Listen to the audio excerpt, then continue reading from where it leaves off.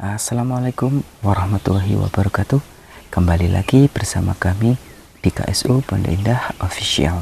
Alhamdulillah kita sudah bertemu dengan juru rawat atau juru kunci yang ada di situs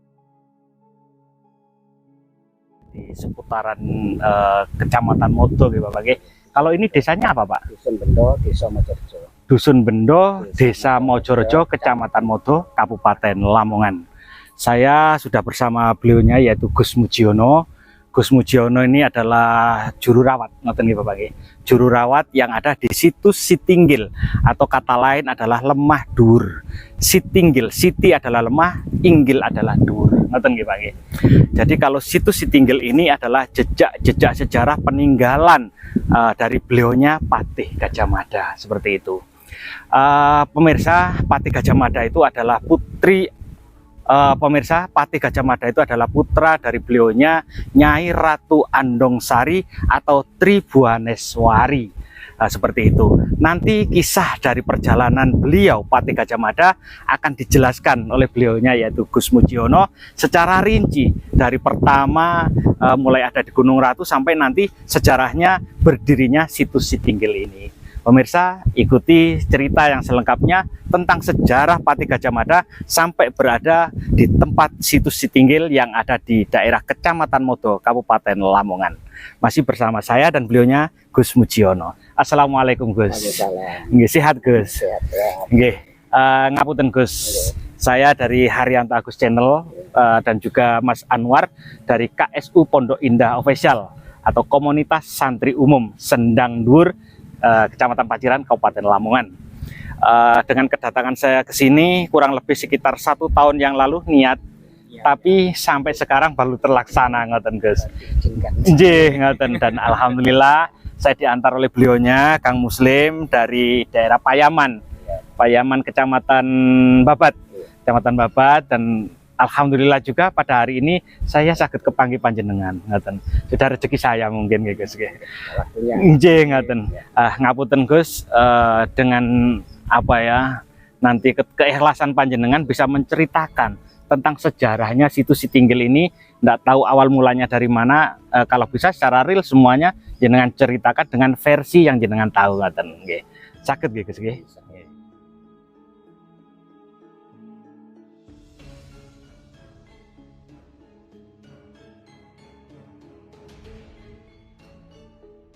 Assalamualaikum warahmatullahi wabarakatuh. Waalaikumsalam warahmatullahi wabarakatuh. Kula pemangku wonten Sitinggil mriki. Nggih, kadhep julukan nggih perawat ngoten nggih istilahe ngoten. Iki saderenge kula nyuwun ngapunten ingkang kathah amargi sing nunggu mriki yang Patih Gajah Mada enten kelapat kurang lebihnya kami minta maaf dengan Mbah Joko Modo ini, kata-kata ini. Asal usulnya dari Gajah Mada ini ada berhubungan dengan Empu Supo. Empu Supo juga Empu Sedah. Empu Sedah juga Empu Mbah Sentono. Ya, Empu Supo. Karena semua empu dikumpulkan di kerajaan. Nah, itu asal usulnya. Semua empu dikumpulkan di kerajaan Mojopahit. Diutus, ya disuruh membuat pusaka. Hanya satu yang sanggup membuat pusaka, hanya Empu Supo gitu ya, katanya itu yang sanggup. Ya setelah itu akhirnya jadilah Empu Supo itu dianggap bisa membuat pusaka. Terus akhirnya kalau nggak bisa jadi pusaka bakal dibunuh kan gitu katanya. Terus akhirnya semua itu sudah pulang semua. Akhirnya Empu Supo pulang akhirnya gelisah. Kenapa Bobo yang melihat itu anak putranya namanya Ciung Wanoro itu gelisah. Kenapa Bobo kok gelisah gitu. Nah, kalau nggak gelisah bagaimana Le? Kalau ini disuruh membuat pusaka dari Ratu Brawijaya, kalau nggak jadi bakal dibunuh. Hari gelisah itu sedih lah, sedih. Asal usul kata sedah itu nama sedah, kamu sedah itu sedih. Ya jadi sedih ya.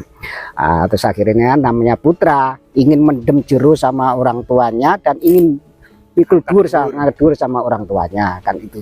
Akhirnya Ciung Wanoro itu, julukan Ciung Wanoro itu berpikir mau minta berdoa sama eyangnya Empu Supo itu.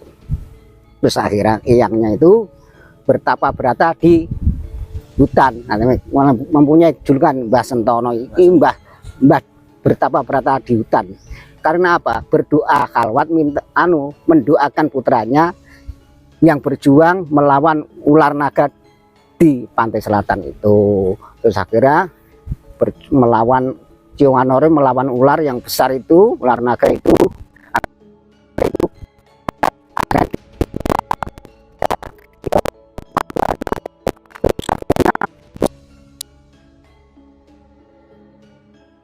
gitu. Terus akhirnya kodamnya dimasukkan dalam pusaka itu.